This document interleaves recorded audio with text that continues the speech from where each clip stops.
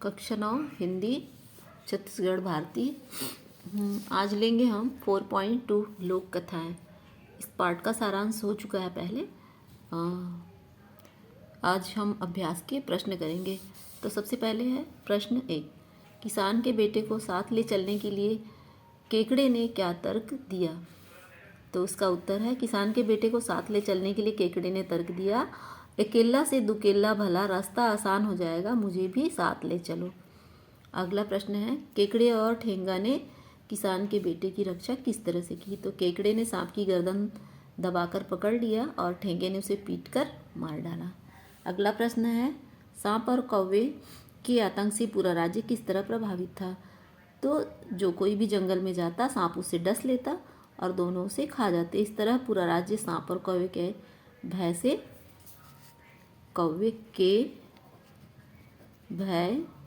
से आतंकित था। अगला प्रश्न है किसान के बेटे ने परिश्रम के महत्व को किस तरह परिभाषित किया?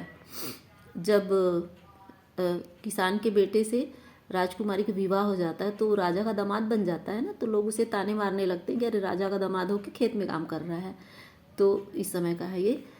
तो किसान के बेटे ने कहा जिस राज्य में राजा मेहनत करेगा प्रजा भी उसका सम्मान करेगी और वह राज्य दिन दूनी और रात चौगुनी तरक्की करेगा।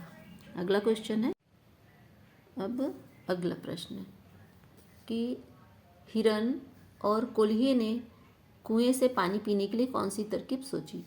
तो हिरन और कोल्हे ने तरकीब निकाली, सोची कि जब एक कुएं में लटक कर पानी पिएगा तो दूसरी उसकी पूंछ को पकड़ कर रखेगा। फिर अगला प्रश्न है कि हिरन को कुएं में ढकेलने के पीछे कोल्हा का क्या उद्देश्य था? तो हिरन को कुएं में ढकेलकर उसे मारने के बाद कोल्हा उसका मांस खाना चाहता था। फिर अगला प्रश्न है कि कोल्हा के द्वारा मांस मांगने पर किसानों ने क्या कहा? तो कोल्हा के द्वारा मांस मांगने पर किसानों ने कहा कि जो करे काम वो खाए चाम, और उसे भगा दिया।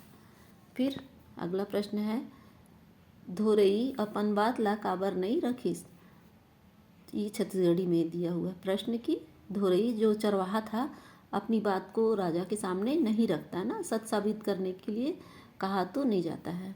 तो इसका उत्तर है कि धोरई झूठ बोल रहा था इसलिए वह सफाई देने नहीं गया। अगला प्रश्न है कोल्हा हर बटुरा के खेत में आगी काबर लगा दी? ये भी छत्तीसगढ़ी क्वेश्चन है। तो इसका मतलब है कि जो बटुरा के खेत में किसान काम कर रहे थे और इसको मांस नहीं देते हैं तो फिर उस खेत में आग लगा देता है ना। तो इसका उत्तर है कि किसानों द्वारा हिरन को मांस नहीं दिए जाने के बाद वह बटुरा के खेत में आग लगाकर किसानों का ध्यान भटका दिया और भरपेट मांस खा लिया। अब पाठ से आगे, तो पाठ से आगे में 4 प्रश्न दिया है, तो इसमें का 2 इम्पॉर्टेंट क्वेश्चन जो है वो मैंने यहाँ पे लिखा है। तो जनजाति समूह के व्यक्तित्व के में कौन कौन सी विशेषताएं होती है, बड़े बुजुर्गों से चर्चा कर लिखिए।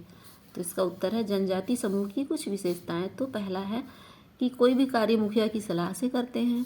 दूसरा, विवाह या धार्मिक पर्व अपनी परंपरा के अनुसार ही करते हैं। तीसरा है अपनी संस्कृति के प्रति सजग रहते हैं। चौथा, खुशी के क्षणों में स्त्री और पुरुष एक साथ मतलब साथ साथ में सारे जो उनका कबीला होता गांव होता है तो नाच गाना और मांस मदिरा आदि का सेवन करते हैं।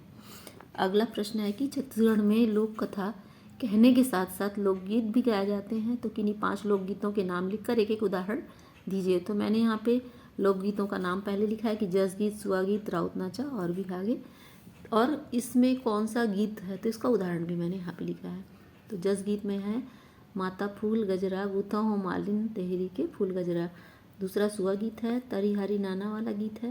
इसके बाद तीसरा है राउत नाचत, पान खाए सुपारी के दूध फोरा, रंग महल में बैठो मालिक, राम राम लो मोरा। अगला प्रश्न विवाह गीत है दादा तोर लानी था धरती सुपारी ओ दाई लाने तिला तेल। फिर मड़ौनी गीत है कि पटवा तीर के पटवा भाजी पट पट पट पट करते रहे। अब है ग्रामर में छत्तीसगढ़ी शब्द का हिंदी अर्थ है। तो दूसरी पारी का हिंदी अर्थ है एक के बाद एक। घटा टोक मतलब घनघोर अंधेर जो भी है। नेकी बदी, अच्छाई बुराई, घेंच, गर्दन, डहर, रास्ता, हुरहा, जल्दबाजी। तो ये हमारा पाठ यहीं पे समाप्त हुआ। ये इसका था क्वेश्चन आंसर। और पाठ का सारांश मैंने पहले भी बता चुका है। ये था प्रश्न उत्तर। नेक्स्ट अगली वीडियो में